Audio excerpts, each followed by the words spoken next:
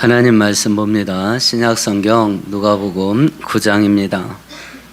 27절에서 36절까지 한 절씩 교독합니다.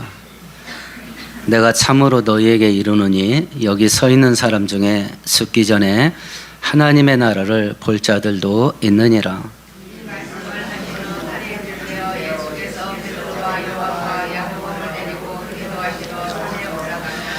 기도하실 때에 용모가 변화되고 그 옷이 휘어져 광채가 나더라.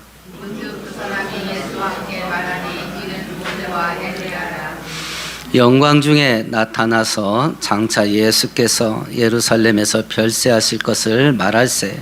베드로와 및 함께 있는 자들이 깊이 졸다가 온전히 깨어나 예수의 영광과 및 함께 선 두 사람을 보더니 두 사람이 떠날 때에 베드로가 예수께 여짜오되 주여 우리가 여기 있는 것이 좋사오니 우리가 초막 셋을 짓되 하나는 주를 위하여 하나는 모세를 위하여 하나는 엘리야를 위하여 하사이다 하되 자기가 하는 말을 자기도 알지 못하더라.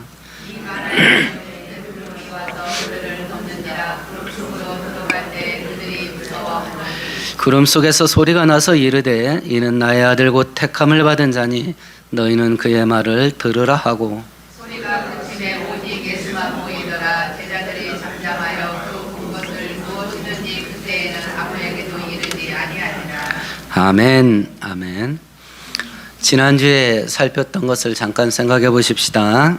우상의 도시였던 가이사랴 빌립보에서 예수께서 누가 주인이냐라고 하는 것을 물어봤어요. 그때 베드로가 주는 그리스도시요 살아계신 하나님의 아들입니다 라고 하면서 예수님의 진짜 신분을 정확하게 이야기를 했습니다. 우리와 똑같은 사람이지만 예수님의 진짜 신분이 뭐냐? 주인이다. 그리고 그리스도 구원자다. 하나님의 아들 곧 하나님이다 라고 하는 것을 말씀하시면서 당신이 십자가에서 죽으심으로 자기 백성들을 구원할 것을 이야기를 했을 때 베드로가 가로막지요. 그런 일이 절대로 있어서는 안 됩니다 하고 가로막아요. 이 사건을 통해서 성경은 바른 신앙을 가지고 있다고 한다면 바른 생활이 실천되어져야 된다. 두 개가 한 짝이 되어야 된다.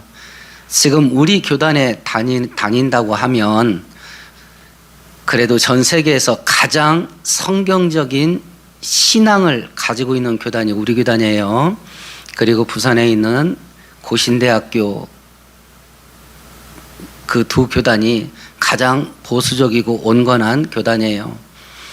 그러면 바른 신앙은 있는 겁니다. 현대 기독교의 문제가 뭐냐면 아는 것을 신앙이라고 생각해요. 지금 제가 될 수 있으면 설교를 쉽게 하려고 막 묻어내를 애를 씁니다만 여러분들이 알고 있는 성경 지식이 있을 거예요.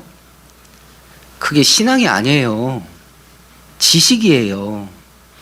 근데 우리가 스스로에게 속는 건 뭐냐면 그냥 알고 있는 건데 내가 믿고 있다고 생각을 해.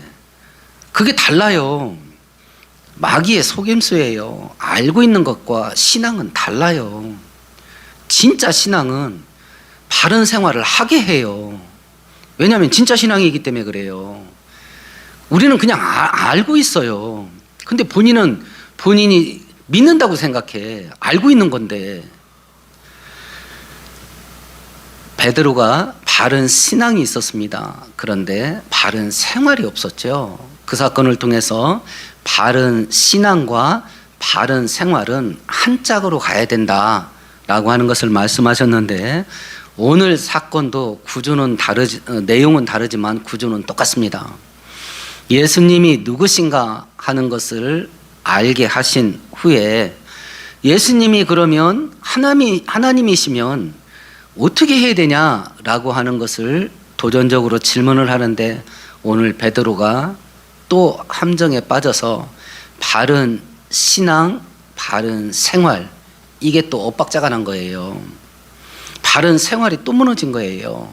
그래서 오늘 사건을 통해서 우리가 바른 신앙을 가지고 있으면 바른 생활, 바른 삶, 바른 실천, 이게 한 짝이 돼야 된다라는 것을 알고 올 1년 동안에는 생활하는 신앙인 되기를 주의 이름으로 축원드리겠습니다. 예수님께서 제자들에게 27절에 먼저 말씀하신 게 있네요. 같이 읽어봅시다. 내가 참으로 너희에게 이르노니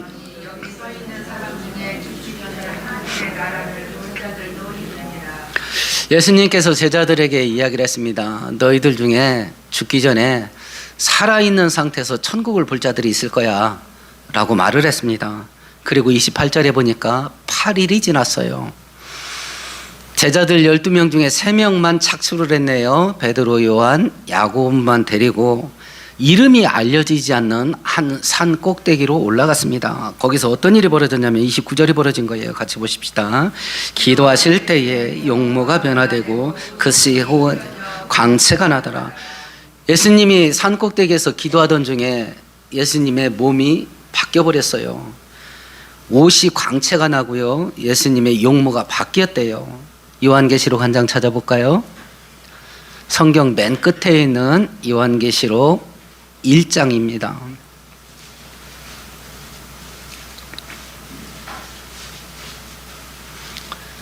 16절 같이 읽습니다. 그 오른손에 7별이 있고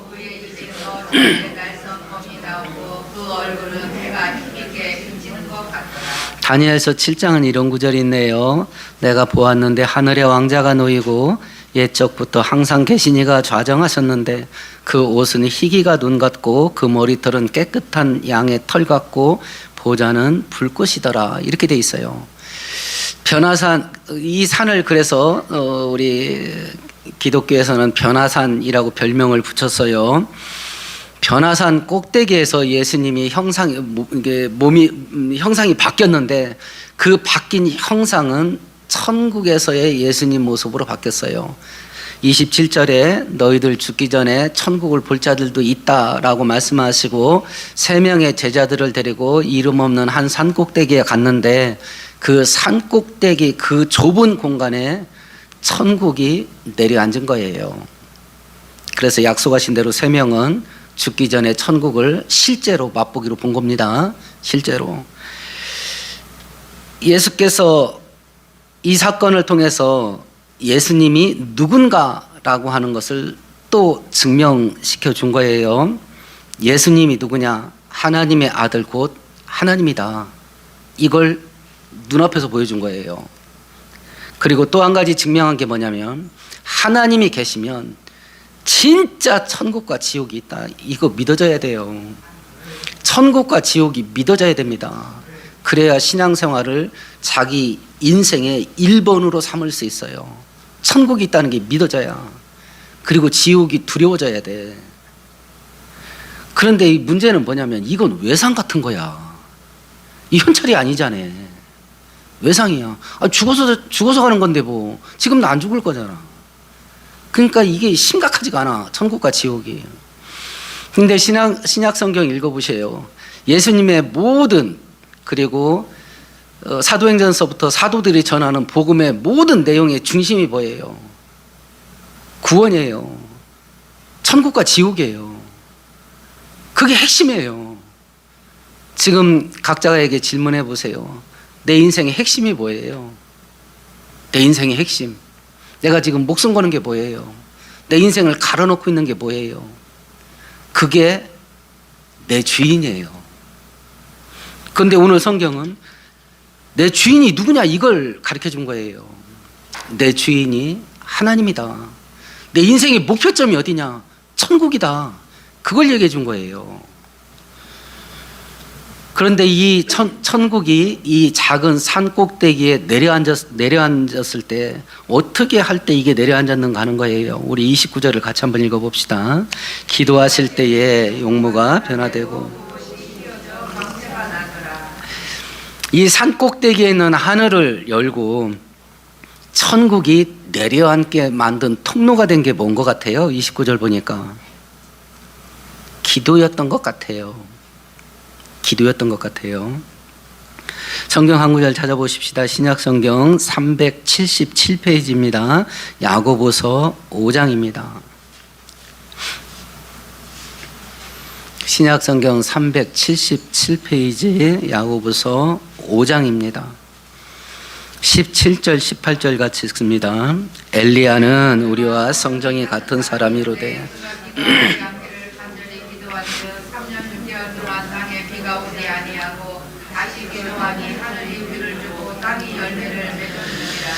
성경은 이야기합니다. 기도의 능력, 기도의 효능, 기도의 역할이 뭐냐라고 했을 때 오늘 예수께서 기도하실 때 하늘문이 열리고 천국이 내려앉게 만들었어요. 야고보서도 말합니다. 성도의 기도는 능력이 있어 하늘문을 열고 닫을 수 있다. 이렇게 말합니다. 기독교인들 인터넷 사이트가 있어요. 여러분들이 또 가끔 이용하시는지 모르겠네요. gatpeople.com이라고 하는 기독교인 인터넷 사이트가 있습니다. 오래전에 여기에서 연말연시를 맞이하면서 전국 성도들을 상대로 여론조사를 했어요. 신년에 되면 반드시 하는 계획이 뭐가 있습니까? 하고 쭉 여론조사를 했는데 거기에 거의 100% 들어간 게 기도하고 성경 읽는 게 들어갔어요. 제일 빨리 포기하는 게 뭡니까? 라고 했을 때 그 두 개예요. 그런데 그 포기하는 개월수를 보니까 길으면 3개월, 짧으면 한 달이야. 한 달 이내에 다 적어버려. 한국 성도들이. 자, 이제 아까 이영애 집사님도 마지막 달이 왔다고, 마지막 주가 됐다고 그러네요. 자, 이제 한 달 지났습니다. 연초 시작하시면서 여러분들의 경건생활, 신앙생활 위해서 계획한 게 뭐예요? 혹시 1년 계획 중에 신앙생활에 관련된 건 계획에 들어가지도 않은 건 아니에요? 신앙생활에 관련된 건 올 1년 계획에 들어가 있지도 않아. 그런 사람 여기 혹시 계십니까? 그런 사람? 그럼 만일 신앙생활에 관련된 걸 계획에 넣었다고 한다면 반드시 들어가야 될 게 기도생활과 성경 읽기는 들어갈 것인데, 자, 이제 한 달 지났습니다. 그게 지속됩니까? 아니면 벌써 접으셨나요? 성경은 예수께서 이야기를 합니다. 하나님께서 쉬지 말고 기도하라 그럽니다. 쉬지 말고 기도해! 명령어로 써놨어요. 우리는 명령을 받으면 타락한 본성은 반응이 어떠냐면 철커덕 하고 족쇄라고 생각해. 명령이니까 족쇄라고 생각해. 올감이라고 생각해. 올감이. 그럼 못하지. 올감이는 못하는겨. 족쇄라고 생각하면 못하는 거야. 아이들이 편식을 합니다. 콩 안 먹습니다. 시금치 안 먹습니다. 미국 아이들이 시금치 안 먹는데 우리나라 아이들이 콩 안 먹듯이요. 미국 아이들이 시금치를 그나마 잘 먹게 된 계기가 있어요. 그게 뭐였던 것 같아요? 뽀빠이요, 뽀빠이. 만화 영화. 그 시금치 먹으면 막 힘이 뿔뚝뿔뚝 나잖아요. 그 만화 영화가 예수님보다 전능해. 그거 보고 애들이 시금치 먹기 시작했다니까요. 명령을 하셨다. 쉬지 말고 기도해라. 우리가 아이들한테 콩도 먹어라, 시금치도 먹어라, 편식하지 못하게 해요. 왜 그렇게 해요, 우리가? 그게 아이들한테 좋은 건데 안 하니까 하는 거 아니야. 하나님께서 기도하라고 왜 명령하세요?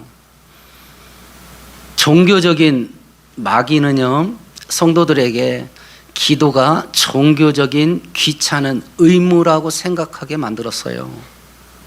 우리는 어리석게도 받아들인 겁니다. 기도 안 합니다. 기도 안 해요. 하고 있을지도 모르겠습니다. 그런데 충분하지 않습니다. 마귀는요, 이 기도가 하나님이 자녀된 성도들에게 준 특권이라는 것을 생각지도 못하게 만듭니다. 이건 특권이었어요. 요즘 텔레비전 드라마에 고위 공직자들, 정치인들 부패 드라마가 굉장히 많이 나오더라고요. 그 고위직에 있는 사람들끼리 서로 연락을 주고받습니다. 그게 귀찮은 의무 같아요? 지들끼리만 합니다. 그리고 한 번 주고받을 때 인생이 바뀔 일이 왔다 갔다 해. 하나님께서 우리들한테 나오고만 직통할 수 있는 핸드폰 하나를 딱 줬어요. 나한테 내가 도와줄 일 있을 때 언제든지 전화해 하고 대통령이 비밀 전화 하나 주면 어떡할래요? 지금 이재명 대통령은 막 물불 안 가리고 하고 싶은 대로 다 하잖아요. 트럼프도 그렇고. 그 전화 하나 받으면 어떡하실래요? 안 할 거예요? 귀찮아서? 안 할 겁니까? 전능하신 하나님이 우리한테 핸드폰 주고 때를 따라 돕는 은혜를 얻기 위하여 은혜 보좌 앞에 담대히 나와라. 언제든지 전화해. 라고 말한 게 기도예요. 세상 모든 사람들의 기도를 듣지 않습니다. 하나님의 자녀들의 기도만 들어요. 그래서 요한복음 16장을 보면 최후의 만찬 때 예수께서 제자들한테 뭐라고 말했냐면 지금까지는 너희가 내 이름으로 아무것도 구하지 아니하였으나 이제는 구하라. 그리하면 얻으리니 너희 기쁨이 충만하리라. 이거 하라고 준 게 기도야. 근데 죽으라고 안 해. 죽으라고 안 해. 이게 무슨 조화 속인가? 이게 무슨 조화 속인가? 오늘 성경은 우리들에게 이야기를 합니다. 기도는 귀찮은 종교적인 의무가 아니라 하늘 문을 여는 능력의 열쇠예요. 능력의 열쇠. 근데 마귀는 그걸 귀찮게 만든 거야. 우리는 받아들였고. 심지어는 기도 생활을 형식적으로 할 수도 있겠습니다. 그렇게 하면 기도하고 아무 일도 안 일어납니다. 그리고 나서는 기도해봐야 소용없다고 말합니다. 근데 그 기도한 그것이 아무 일도 안 일어날 수밖에 없는 기도야. 아무 일도 안 일어날 수밖에 없는 그 기도를 해놨다고. 기적이 일어나는 기도를 해야지. 기적이 일어나는 기도를. 올 1년 새해가 시작됐고 한 달이 지났어요. 정상적인 성도라면 신앙생활 더 열심히 하고 믿음이 성장하고 강해지는 마음을 품고 경건 생활에 대한 계획을 세웠을 줄로 알아요.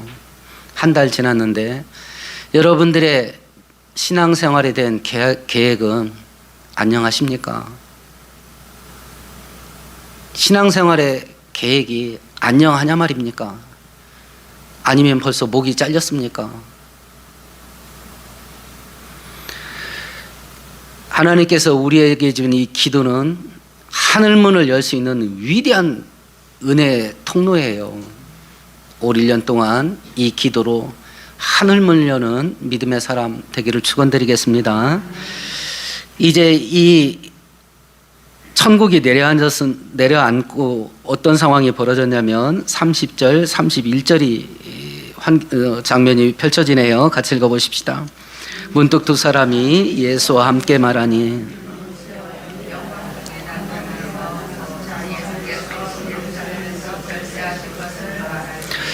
모세와 엘리야가 나타나서 예수께서 십자가에서 죽을 것을 이야기를 하고 있었습니다. 모세는 구약 율법의 대표자입니다. 엘리야는 선지자의 대표자입니다.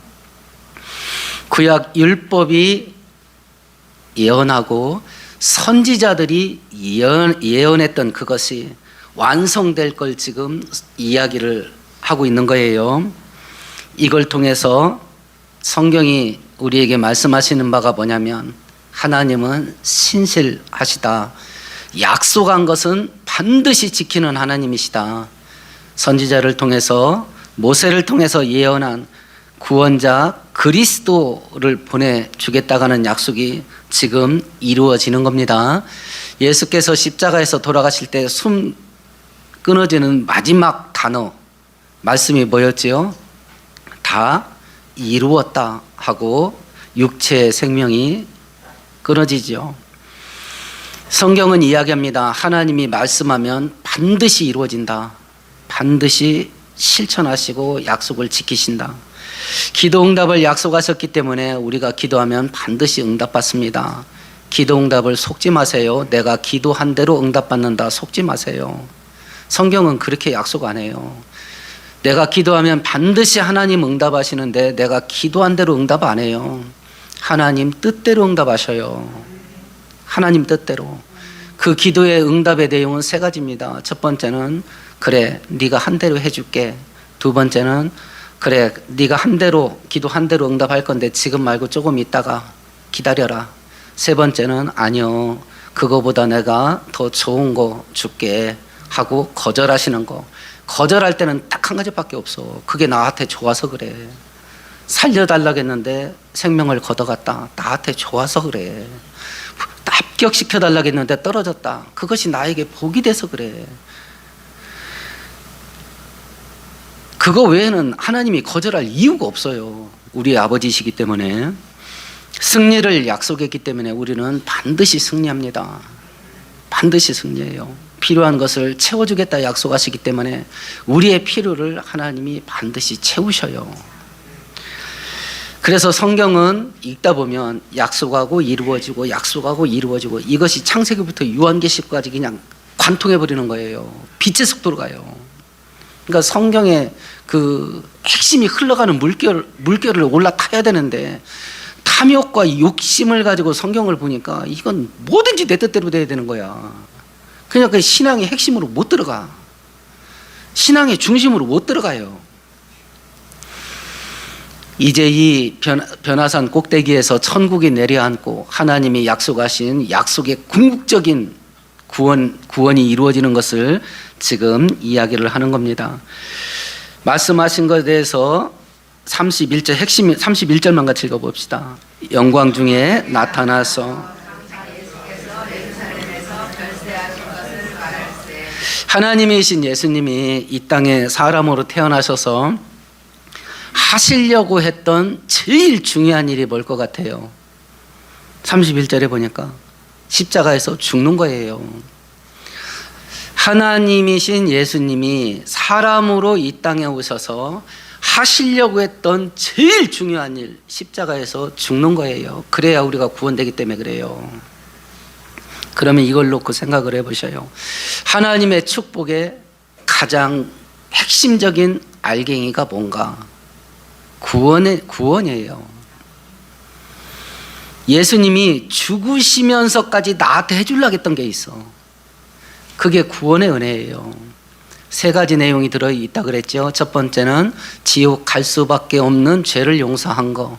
두 번째는 우리의 신분을 하나님 자녀되게 한 거. 세 번째는 아버지의 유산을 상속받는 것인데 하나님 아버지의 유산은 천국이에요. 이거 해주는 것이 하나님의 축복의 핵심이에요. 하나님이 나를 향한 하나님의 소원이 있어요. 각자 자녀들이 있는 분들 생각해 보세요. 자식 바라보면서 부모된 나의 소원이 뭐예요? 나의 소원. 서강대 철학과 교수였던 서진석 교수가 노자 철학을 강의를 하는데 그분이 굉장히 권위자예요. 수많은 사람들이 와서 강의를 듣습니다. 그때 이야기를 하는데 참 저도 생각을 많았습니다. 서강대 하면 그래도 열 손가락 안에 들은 명문대잖아요. 근데 자기가 제자들을 상담해 보면 전부 다 애들이 가슴이 썩었대. 그 학교에 들어올 때까지 애들이 부모한테 받은 교육이 명문대 가야 된다는 교육이야. 그러니까 애들이 가슴이 썩어버린 거야. 그 와중에. 그러면서 그 부모들한테 묻더라고. 당신들도 그런 교육을 자녀들한테 시켰을 건데 그 교육을 왜 시켰냐? 당신들은 당신의 자녀를 사랑하는가? 아니면 자녀의 성공을 사랑하는가? 아, 이건 묘한 거야. 묘한 거야. 자식이 명문대에 가기를 원하세요? 왜? 자식 때문에 가야 되는가? 아니면 자식의 성공이 나의 보답인가? 하나님이 나를 향한 하나님의 소원이 뭔지 아세요? 나 부자 만들어주는 거 아니에요. 나를 데리고 천국 가서 나와 함께 영원히 사는 게 하나님의 소원이에요. 그래서 예수를 죽이면서까지 나를 살린 거예요. 근데 우리는 돈에 꽂혀 있어. 하나님의 소원은, 나를 향한 하나님의 소원은 나를 이 세상에서 성공하고 출세시키는 게 아니라 나를 천국으로 데려가서 나와 함께 영원히 사는 게 하나님의 소원이에요. 하나님의 소원은 나를 재미있고 즐기면서 이 땅에서 살게 하는 게 하나님의 소원이 아니에요. 나를 천국 데리고 가서 나와 함께 영원히 사는 게 하나님의 소원이에요. 하나님의 축복의 본질이 뭐냐? 이런 의미에서 물질적인 것이 아니라 영적인 거예요. 하나님의 축복의 본질은 이 세상에 속한 것이 아니라 하늘에 속한 거예요. 하나님의 축복의 본질은 땅에서 완성되는 게 아니라 천국에서 완성되는 거예요. 그러면 마귀와 세상은 이런 원리를 성도들이 어떻게 받아들이게 하겠는가? 받아들여지세요? 이 얘기를 들으면 나 천국 가고 싶어. 환장할 것 같아. 나 미칠 것 같아. 저는 아내한테 그랬습니다. 나 80대면 데려가게 달라고 기도 시작할 거야. 저는 분명히 할 거예요. 그랬더니 아내가 너무 빠르잖아. 나 80대면 그때부터 그 기도해 그러더라고. 제가 아내하고 7살 차이 나잖아요. 그래서 임자가 80대면 나 90이요. 제가 그랬거든요. 천국이 궁금해 죽을 것 같아요. 평생을 천국이 있다고 말해왔는데 궁금해 죽을 것 같아. 이런 반응을 하게 하겠는가? 마귀와 세상이. 그러면 어떻게 만들겠는가? 세상이나 세상에 있는 것들을 사랑하지 마라. 그런 것들을 사랑하면 하나님을 잃어버린다. 땅에 있는 것을 사랑하게 만들어. 돈 없이 살라는 말 아닙니다. 부자 되세요. 근데 돈을 사랑하지 마시라고.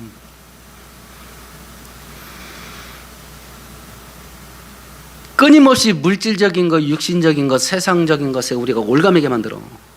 벗어나질 못하게 만들어.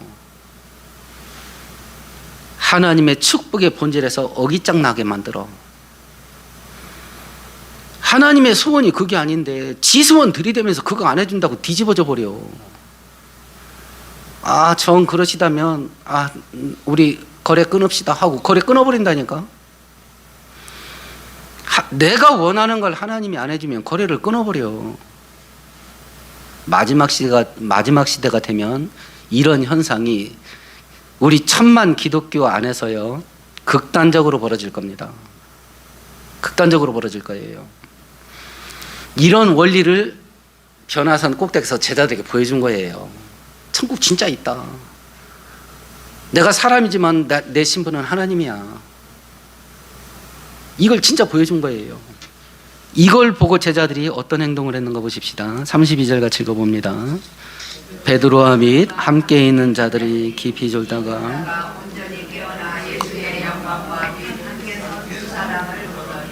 제자들이 뭐 했어요? 졸고 앉았어. 성경에서 졸다, 잠에 빠지다, 이건 실제적으로 육신이 잠에 든 것도 표현하지만 이중 의미를 갖고 있어서 성경에서 잔다라는 의미는 좋은 의미로는 평안 속에 들어가는 거예요. 근데 나쁜 의미로 쓰일 때는 영적인 잠에 빠진 거예요. 영적인 잠에. 오늘 맥락은 나쁜 의미로 쓰여진 거예요.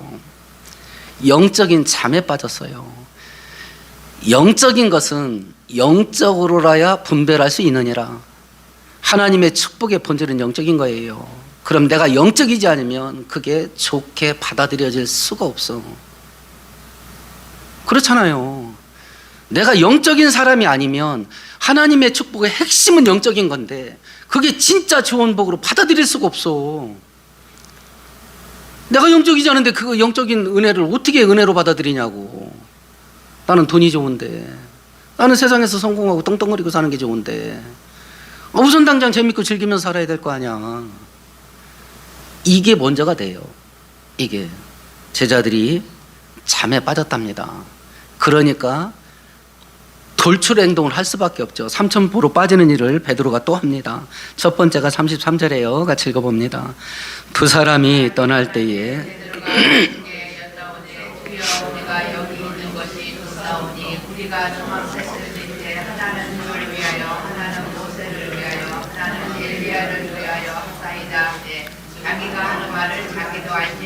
모세와 엘리야, 유대인들에게는 신화적이고 전설적인 인물들 아니에요. 그게 눈앞에 있는 거야. 그러니까 베드로가 뭐라고 말해요? 초막 셋을 질 테니까 예수님 하나, 모세 하나, 엘리 하나 이렇게 드릴 테니까 여기서 삽시다 이래요. 그러면 베드로가 보기에 모세와 엘리야하고 예수님하고 이 위치가 어떻게 된 거예요? 동급이 돼버린 거야. 각자 한 채씩이잖아요. 각자 텐트 하나씩이야. 지금 베드로에게 모세와 엘리야는 예수님과 동급이에요. 지금 하나님이 왕의 자리, 주인의 자리는 다스리고 통치하는 자리예요. 내가 존경하고 귀하게 여기고 애지중지하고 사랑하고 그거 없으면 죽을 것 같고 거기에 내 인생을 기대게 만드는 게 그 자리에 앉아 있는 거예요. 여러분의 그 자리에 지금 누가 앉아 있어요? 지금 그거 얘기한 거예요. 하나님 자리에 하나님 외에 그 어떤 것도 앉으면 안 돼. 근데 모세와 엘리야를 같이 앉혀놨다니까는요.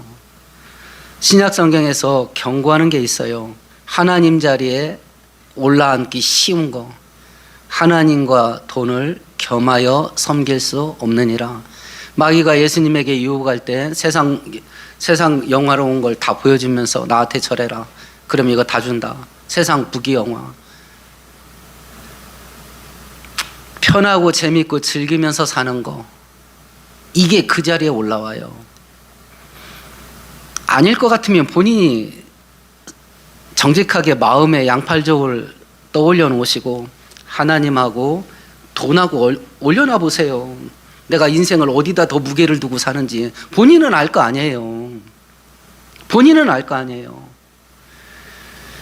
하나님하고 세상에서 성공하고 출세하는 걸 같이 올려놔 보세요. 내가 뭘 더 중요시하고 살고 있는지 본인이 알 거 아니에요. 하나님하고 세상에서 놀고 즐기면서 재밌게 사는 거하고 올려놔 보세요. 무엇을 더 중요하게 여기는지 본인이 알 거 아니에요. 그 자리에 하나님만 있어야 돼요. 하나님도 있고 다른 것도 있으면 그 우상숭배예요. 우상숭배라고. 사람들에게 어떻게 보이든지 나는 여러분 중심 몰라요. 근데 자기가 하는 일을 자기는 알잖아요. 내가 어떻게 하고 살고 있는지. 그리고 그걸 또 하나님이 아시잖아요. 하나님이. 지금 왕의 자리에 이것도 얹어놓고 저것도 얹어놓고 오만 잡동사니를 지금 베드로가 얹어놓는 거예요. 왜 그러냐? 영적으로 잠에 빠졌거든. 그러니까 사리분별을 못하는 거야. 사리분별을. 그리고 자기가 잠에 빠졌다는 것도 몰라. 그 어떤 것도 하나님 자리에 같이 앉을 수가 없어요. 근데 막 이것저것 막 다 올려놔. 다 올려놔. 혹시 오늘 특별한 일 없으셔서 여기 온 거 아니에요? 특별한 일 없어서 여기 왔을지도 몰라. 특별한 일이 없어서. 거꾸로 특별한 일 있으면 안 오지. 우선순위가 하나님이 아닌 거예요. 그러니까 특별한 일이 없어서 그냥 온 거야. 이런 식의 신앙생활이 아닌가.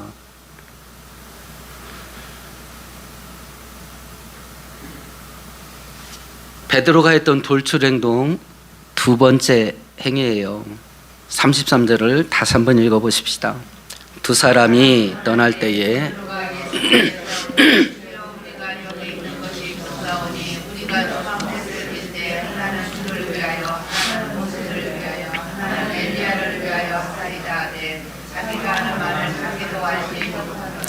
모세와 엘리야가 어떻게 하려고 그래요?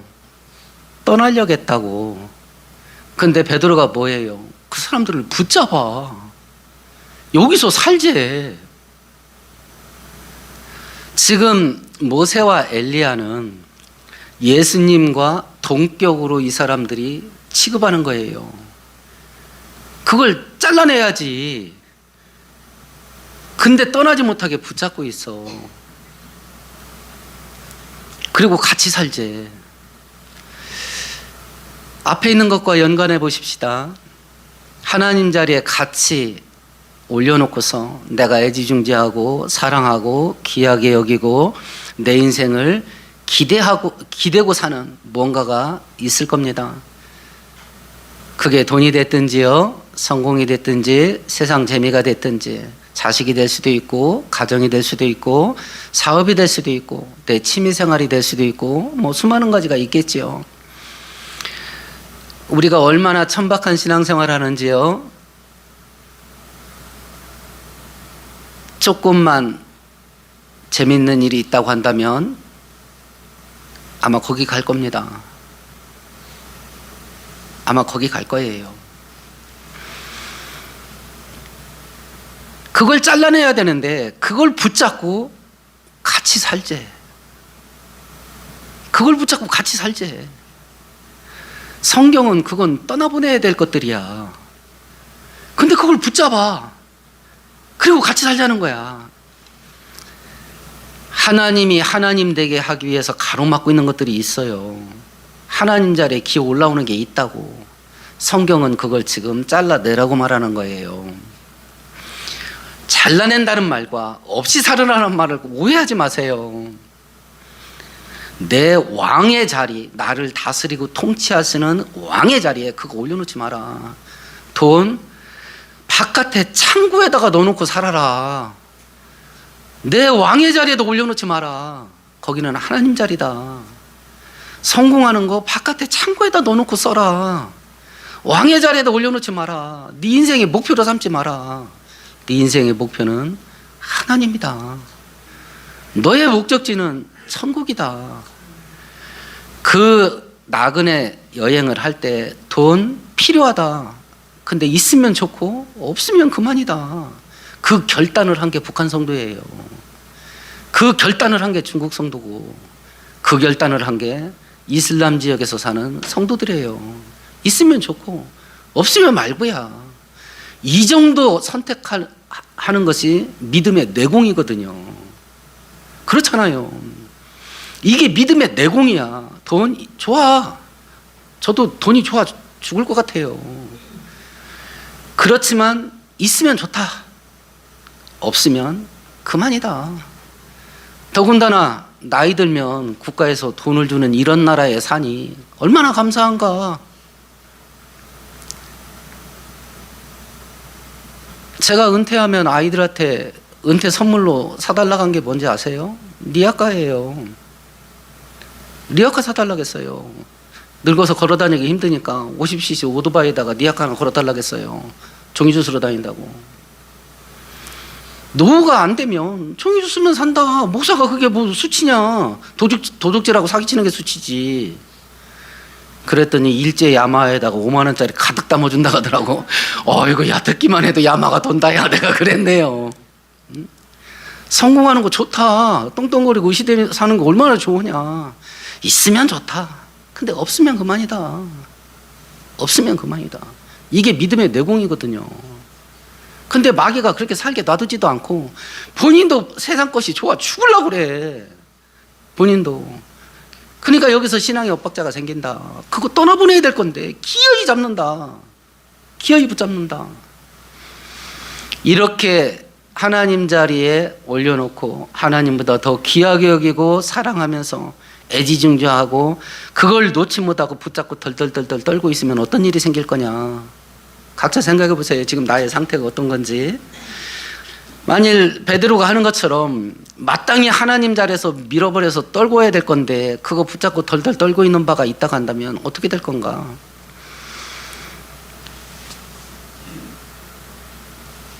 34절 35절 같이 읽어보십시다. 이 말 할 즈음에 구름이 와서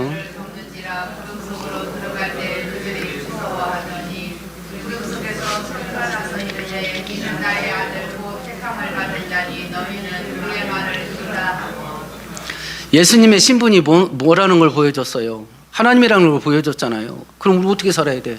하나님 말 듣고 살아야지. 그 얘기한 거예요. 이는 내 아들이니 너희들은 그의 말을 들어라. 그의 말을 들어라 하고 책망을 하셔요. 책망을.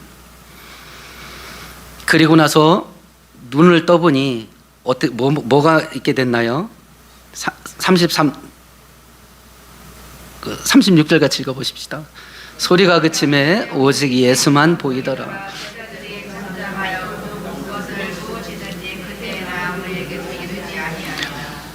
제자들에게 뭐만 남았어요? 예수만 남았어요. 그러면 베드로가 자기가 알아서 정리했나요? 하나님이 강제 집행했나요? 하나님이 강제 집행했어요. 떠나 보내야 될 건데 베드로가 붙잡고 덜덜 떨어. 이건 아니되옵니다. 같이 있읍시다. 그걸 하나님이 강제로 떼버렸어요. 자, 이제 심각한 상황이 벌어진 거예요. 이게 돈이면 어떤 일이 벌어질 것 같아요? 이게 돈이면, 이게 세상에서 성공하고 출세하고자 하는 그 내 욕망이면 어떡할 것 같아요? 어떤 일이 벌어질 것 같아요? 한 번 사는 건데 재밌게 살아야지. 이런 삶의 목적을 가지고 살고 있는 것이라면 어떡할 것 같아요? 뭔 일이 벌어질 것 같아요? 돈이 사라지는 강제 집행이 벌어지면 어떡할래요? 성공하고 출세하는 것에 대해서 그것이 이루어지지 못하는 강제 집행이 벌어지면 어떡할 거예요? 재밌게 놀고 즐기는 게 너무 좋아. 막 죽을 것 같아. 그거 못해서. 그걸 못하게 만드는 일이 생기는 강제 집행이 벌어지면 어떤 일이 벌어질 것 같아요? 하나님이 우리를 진짜 사랑하면 강제 집행할 겁니다. 하나님의 소원이 나 데리고 천국 가는 거니까 강제 집행할 거예요. 오늘 성경은 우리들에게 심각한 사건을 얘기한 거예요. 예수님이 누구신가 분명히 보여줬어요. 하나님이시라는 걸. 그리고 그 좁은 산 꼭대기에 천국이 내려앉게 하시는 것을 통해서 천국과 지옥이 있다는 것도 분명히 확인시켜 줬어요. 그럼 우리에게 남는 질문이 있어요. 그러면 나는 어떻게 살아야 될 건가? 하나님이 책망하십니다. 그의 말을 들어라. 그리고 오직 예수다. 거기에 딴 거 올려놓지 마라. 근데 우리들은 붙잡는다고. 하나님이 우리를 사랑하시기에 그것을 강제로 잘라버리는 강제 집행을 했어요. 강제 집행을. 돈 좋으십니까? 그러면 돈을 하나님 밑으로 빨리 끌어내리세요. 돈 없이 살라는 말이 아니야. 돈을 빨리 내 마음의 창고 속에서 돈을 내보내고 저 바깥에다 놓고 쓰는 겁니다. 내 영혼 속에 못 들어오게 하는 거야. 성공하고 싶으세요? 성공을 내 영혼 바깥에 두세요. 하나님 보좌에서 끌어내리세요. 감옥에 갇혀서 살고 있던 요셉을 단 하루 만에 황제 다음 제2인자로 만들 수 있는 게 하나님의 능력이에요. 전쟁 포로로 끌려갔던 다니엘을 꿈 해석해 준 것 단 하루 만에 페르시아 제국의 총리가 되게 한 게 하나님의 능력이에요. 뭐가 됐든지 좋은 게 있거든 하나님 발밑에 끌어내리세요. 그리고 애들한테 그걸 가르치세요. 자녀들한테. 어떡하려고 그래요?